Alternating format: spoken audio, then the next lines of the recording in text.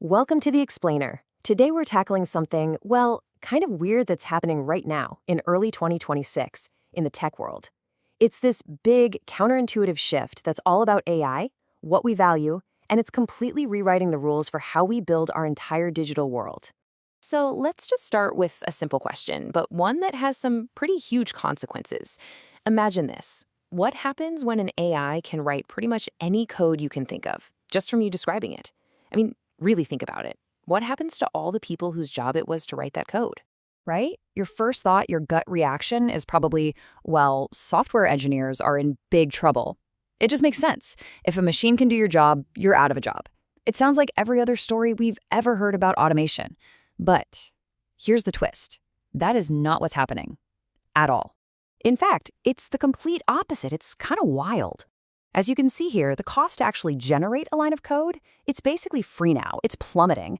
But at the same exact time, the value and the salaries for the best, most elite engineers, they're going through the roof, skyrocketing. And this is what economists have started calling the digital labor paradox. Okay, so let's dive into the technology that's driving this whole paradox. It's a concept that got so big, so fast, that it was actually named Collins Dictionary's Word of the Year for 2025. And that word is vibe coding. So what is it? Well, the whole idea is you're not sitting there anymore painstakingly typing out every single line of code. Nope. Instead, you just describe what you want, the vibe of the app, in plain English. And the AI, it's the engine that just builds it. This is a massive shift, right? We've gone from obsessing over semicolons and syntax to focusing purely on the meaning, the semantics of what we're trying to build. And this has totally upended the day-to-day workflow for developers. You know that old, clunky, write, compile, debug cycle? Gone. Forget about it. Now it's this incredibly fast prompt, generate, refine loop. You just say what you want, the AI spits out the whole application, and then you just talk to it to tweak things. Hey, make that button a little bigger, or change the color scheme to something more modern. It's a conversation. Okay, so this table really breaks down that before and after picture beautifully. Your main interface? It's not a text editor anymore, it's natural language. The most important skill? Forget memorizing syntax. Now it's all about how well you can prompt an AI and how good you are at system architecture. The barrier to entry? It's basically collapsed. If you can think logically and write, you can start building stuff. But, and this is a huge but, the way things go wrong is totally different. We're not talking about simple syntax errors anymore. We're talking about the AI just making stuff up, hallucinations, or creating really subtle, dangerous security holes. And yeah, all that speed, it comes at a price, a big one. The industry has this new term for it, the vibe coding hangover.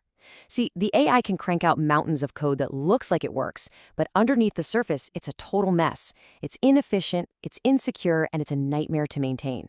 There's even a name for this machine-generated junk code. They just call it Slop. So this whole quality crisis, this slop problem, it's not just a technical headache. It actually gets us right to the economic core of this whole paradox, and it has huge consequences for people's jobs. It's creating what we're now seeing as the great engineering divide. And believe it or not, the best way to understand what's happening in tech in 2026 is to look back at a principle from the 1800s. It's called the Jevons Paradox. And the idea is actually pretty simple. When a new technology makes some resource, back then it was coal, for us it's software, way cheaper and easier to use, we don't just use a little more of it. No, our demand for it absolutely explodes. It's exactly like what happened during the Industrial Revolution. Look at this comparison. When the steam-powered loom made cloth way cheaper to produce, people didn't just buy slightly nicer shirts. The demand for all kinds of cloth just went nuts. And guess what? That meant they needed more skilled people, not less, to manage these new, massive operations. And that's precisely what's happening with software today. AI making it cheaper hasn't killed the need for it. It's just made us want 1,000,000 times more of it, in everything, everywhere. And this chart right here shows you exactly what that looks like in the real world, in the job market. You can see this huge split happening. The data from last year, 2025, is crystal clear. You've got the top-tier AI and ML engineers. Their salaries are jumping by double digits.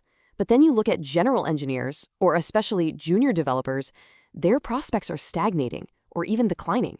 Why? Because the routine parts of their job are the exact things the AI can now do. So what you have is this fork in the road. two very different fates for software engineers. On one path, you've got the junior coder. They focus on writing routine code, and frankly, their skills are becoming a commodity that AI can replicate easily. They're facing a really tough job market. But on the other path, you have what we're calling the polymath architect. This is the person who's thinking about the big picture, about high-level system design.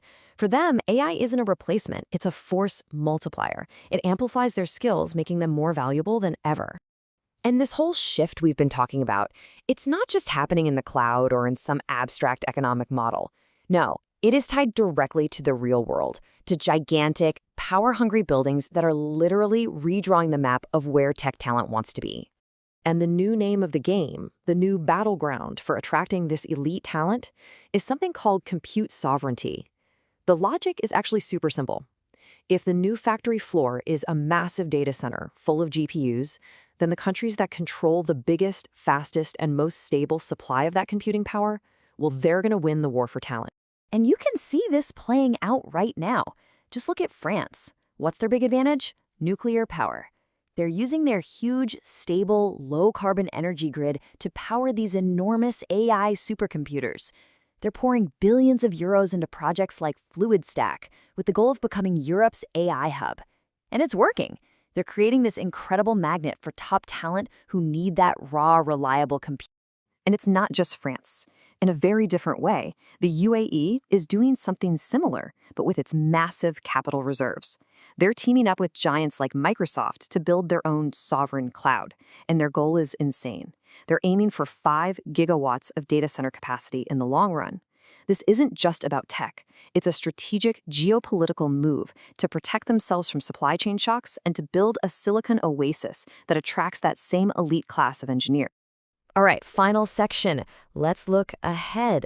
The architect of 2030, or the end of coding as we know it. So what does all this mean for the future? What's the big takeaway here as we start looking towards 2030? Well, the trajectory seems pretty unavoidable at this point.